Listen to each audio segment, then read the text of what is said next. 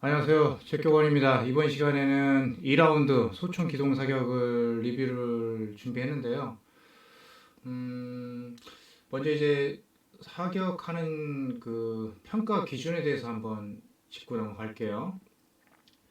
한 부대당 이번에 이제 두 명씩 나오게 되는데, 이렇게 되면 이제 비교할 수 있는 조건이 되기 때문에 제가 좀 리뷰하기가 좀 더 수월할 것 같고, 하는 요원의 어떤 그 개개인의 성향 차이라고 보시면 될 것 같아요. 그 부대의 어떤 전투력이 높다 낮다를 가늠하지 마시고 노력을 하면 수준이 올라갈 수 있겠다라고 그렇게 어필을 해드릴 테니까 그런 식으로 접근을 하시는 게 아무래도 보시기 편하실 것 같아요. 한 부대당 두 명의 사수가 일단 출전을 해서 동시에 사격을 하고 있고요. 타깃당 두 발 연속 사격, 이걸 이제 더블 탭이라고 합니다. 더블 탭은 이제 총기 파지법과 조준을 기본적으로 하는 그 상황에서 트리거 리셋이라고 하죠.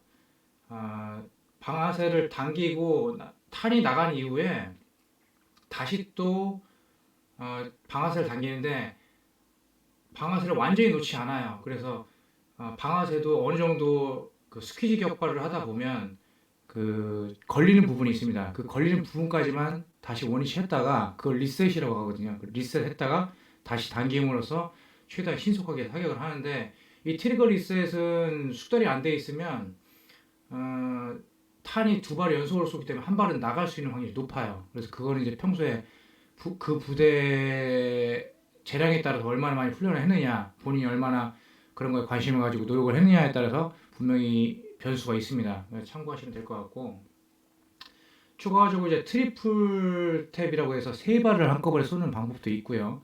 그 다음에 빌드릴이라고 해서 다섯 발 정도를 연속으로 사격하는 거 있는데 이것도 이제 더블 탭이 어느 정도 수준이 왔을 때 트리플 탭도 가능한 것이고 빌드릴도 가능한 것이기 때문에 일단 초보 단계에서 더블 탭을 설명하고 실습을 하고 있다라고 이제 볼 수 있을 것 같아요.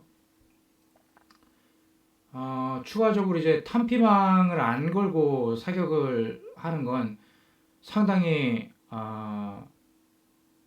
고무적이다라고 말씀드릴 수 있을 것 같고 지금 대부분의 대한민국에서는 탄피망을 씌우고 있습니다. 이유는 이제 탄피를 분실하면 안 된다. 일부 특수부대에서는 그나마 해상훈련 명목으로 몇 프로 이상만 반납하면 된다는 명목하에 이제 탄피망을 안 쓰고도 사용을 하는데 대부분이 탄피망을 쓰고 있죠. 그 이유는 어, 뇌관이 들어있는 탄두가 들어있는 실탄이 분실됐을 때 2차 사고가 날 수 있다는 그런 안전적인 문제 때문에라고 이제 대부분 그런 식으로 운영을 하고 있는데 제 개인적인 소견은 워낙 대한민국이 CCTV가 발달되어 있기 때문에 범죄도 일어나기 힘든 상황이 대한민국입니다. 그러면 사격장에 CCTV만 제대로 설치되어 있고 탄이 나가는 탄 발수, 탄을 10발 줬는데 10발이 소모되는 그 총성에 의해서 확인이 가능하겠죠. 그럼 그 이후에는 탄을 줍는 건 이제 두 번째 문제라고 저는 생각을 해요. 그래서 70% 이상, 뭐 80% 이상만 회수가 된다면 어차피 탄두가 없는 건 확실히 확인이 됐으니까 그 이후에는 탄을 회수해서 지휘관 재량하에 반납을 하는 게 실전적인 훈련이 아닌가. 지금 탄피망을 시음으로 인해서 대한민국의 현실은 기능 고장 처치라든지 실전적인 훈련이 제대로 이루어지지 않고 있습니다. 그게 결론적으로는 전투력을 상실시킬 수 있는 아주 기본적인 요소이기도 하고 실전에 투입됐을 때 탄피망을 벗기고 물론 실전에서는 사격을 하겠죠. 하지만 탄피망에 익숙해져 있고 탄피망의 기능 고장에 익숙해져 있는 요원들이 탄피망을 벗기고서 사격을 했을 때 기능 고장이 일어났을 때 얼마나 텐넷병을 제대로 할 수 있을까라고 자문해 봤을 때는 의문이고요.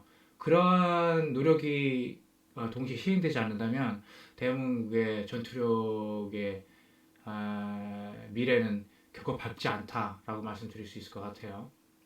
일단 탑비망과 이제 CCTV에 관한 제 의견은 그렇게 좀 정리를 좀 해드리면 좋을 것 같고 다음으로 이 사진을 좀 보여드릴게요.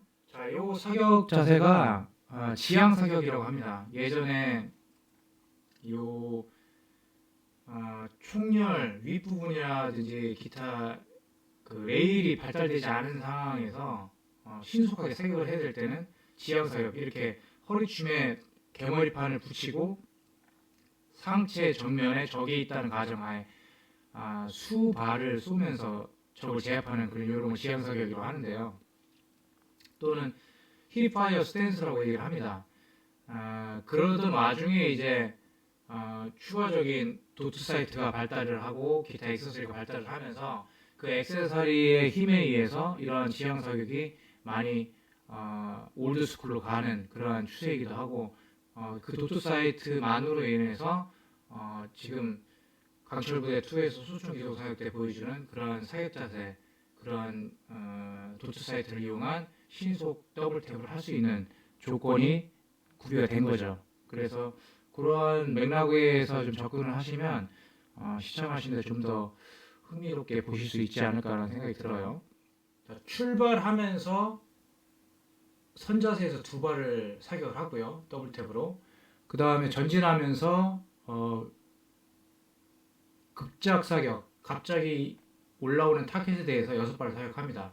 그럼 총 10발 중에 8발 사격했죠. 나머지 두 발은 이제 후방으로 기동하면서 사격 두 발을 한다는 시나리오로 작성을 했는데, 만약에 제가 마스터라면 이런 걸 좀 넣지 않았을까 싶어요. 보여드릴게요. 일명 백 포지션이라고 하는데요. 맨 위에 상단에 있는 이 자세인데, 넘어지면서 뒤로 넘어졌을 때 전방에 오는 적 또는 상단부에 있는 어떤 그 드론을 사격한다든지 할 때 이러한 사격 자세를 취합니다. 또 두 번째와 세 번째는 주로 이제 차량 타이어를 보호막으로 해서 사격을 해야 되는 하단에 틈이 있는 상태에서 그 틈을 이용해서 전방에 적을 제압할 때 사격하는 이 방법인데, 이러한 포지션으로 해서 후방으로 또는 전진할 때 사격하는 걸 좀 더 넣었다면 좀 더 다이내믹한 그림이 나오지 않았을까라고 감히 예측을 좀 해보네요.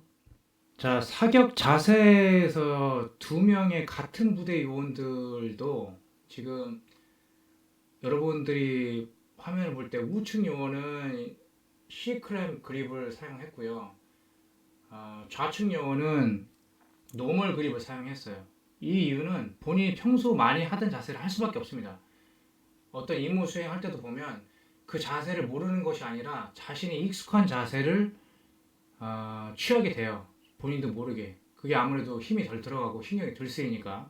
근데 이 좌측 요원 같은 경우는 노멀 그립이 편했기 때문에 이 자세를 하는 거고, 지금 우측 요원 같은 경우는 C 그립이 편하기 때문에 이 자세를 기동사격에서 사용을 하는 겁니다. 보통 일반적으로 최신 매뉴얼상으로는 C 그립이 좌우 반동을 줄여주고 탄착군이 모일 수 있는 좀 더 기존의 그립보다는 탁월하다고 논평을 하고 있죠. 하지만 이것도 뭐 본인이 익숙하지 않으면 C 그립이 아무리 좋은 자세라고 해도 다른 데에 더 이 그립 자세에 신경을 쓰다 보면 다른 거에 어떤 그 기능을 상실할 수 있기 때문에 그건 이제 본인이 선택하기 나름이라고 생각이 들어요. 또 일부 인원들이 이제 맥웰 그립이라고 해서 이 탄창과 총열 사이 부분을 잡고 맥웰 그립을 사용하기도 합니다. 그래서 뭐 그 어느 그립이 좋다 나쁘다라고 감히 평가할 수는 없고, 본인이 익숙한 그립이 잘 맞는 그립이라고 보시면 돼요. 자, 도트 사이트. 이오텍에서 나온 도트 사이트이기도 하죠. 이 도트 사이트에 대해서 제가 좀 한마디 말씀드리자면, 거의 뭐 이오텍이 시장을 주도하고 있기도 하죠. 하지만 이제 그 외에 다른 브랜드들도 이오텍 못지않게 높은 수준을 자랑하지만, 단지 이오텍이 좋은 이유는 유사시에 렌즈가 깨졌을 때는 이 큰 렌즈 덕에 그 깨지는 사이에서도 기능 발휘를 할 수 있는 장점이 있다는 그런 큰 강점을 가지고 있고요. 그리고 이 도트 사이트 뒤쪽에 보면 지금 이 요원들 둘 다 3배율을 가지고 있는데, CQB에서는 3배율 거의 필요가 없습니다. 근접전에서는 이 도트 사이트 가지고 모든 걸 해결할 수 있지만, 그 15m, 20m 이상의 거리에서 급작스럽게 적이 나타났을 때는 3배율을 적용해서 사격을 한다면 좀 더 효율적으로 사격을 할 수 있겠죠. 하지만 전시 상황에서는 여러분들이 알아두셔야 될 게 기계식 조준기, 다시 말해서 이 도트 사이트가 없을 수도 있거나 또는 중간에 파손돼서 아니면 배터리가 방전돼서 손실이 됐을 때 이걸 없이 사용을 해야 되는데 그렇기 위해서는 기계식 조준기, 조준선 정렬, 가늠자와 가늠제를 세를 지시켜서 사격할 수 있는 능력이 구비되지 않는다면 전시에서는 아주 치명적인 오점으로 자리 잡을 수 있습니다. 그래서 기본적으로 기계식 조준기를 사용할 수 있는 가늠자와 가늠쇠를 이용할 수 있는 그런 능력이 갖춰진 요원들이 이러한 도트 사이트나 3배율 기타 다른 액세서리를 사용하는 것이 맞지, 무조건 물론 도트 사이트를 초보 인원들에게 사용시켜도 이 액세서리로 인해서 잘 쏘는 건 사실이에요. 하지만 그렇게 처음에 숙달을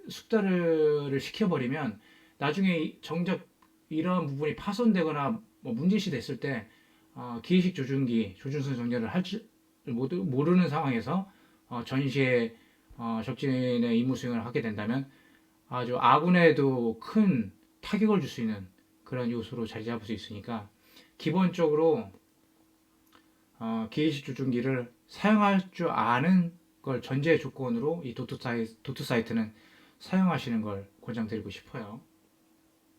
그리고 이 도트 사이트가 생긴 이후로 어깨 견착 위치가, 개머리판의 위치가 약간 높아졌습니다. 그래서 많은 요원들의 요 사진자를 좀 보면서 설명드릴게요. 이 사진에서도 보시면 개머리판의 위치가 어깨 라인보다 약간 위에 위치하고 있습니다만 도트 사이트로 인해서 고개를 굳이 이렇게 수그려지지 않아도 도트 사이트 안에 목표물을 확인할 수 있고, 그렇다 보니까 자연스럽게 개머리판이 올라가는 그런 상황이 연출이 되고 있어요. 그리고 참고로 요 개머리판 쪽에 지금 뺨에 추가적인 액세서리가 붙고 있는데, 스나이퍼들이 주로 사용하고 있는 이런 뺨 위치 견착점을 이런 플라스틱 액세서리로 보완을 해서 신속하게 본인이 원하는 뺨의 위치만 갖다 대도 이 도트 사이트를 바라봤을 때 주준 정렬이 바로 될 수 있는 그러한 신속성을 위해서 요즘에는 이러한 액세서리도 많이 사용하고 있다는 거 참고하시면 좋을 것 같아요. 오늘 종합 실탄 사격간의 소총 기동 사격은 이 정도만 하고 저격 사격에서 좀 더 디테일한 부분 설명드릴 수 있도록 할게요. 감사합니다.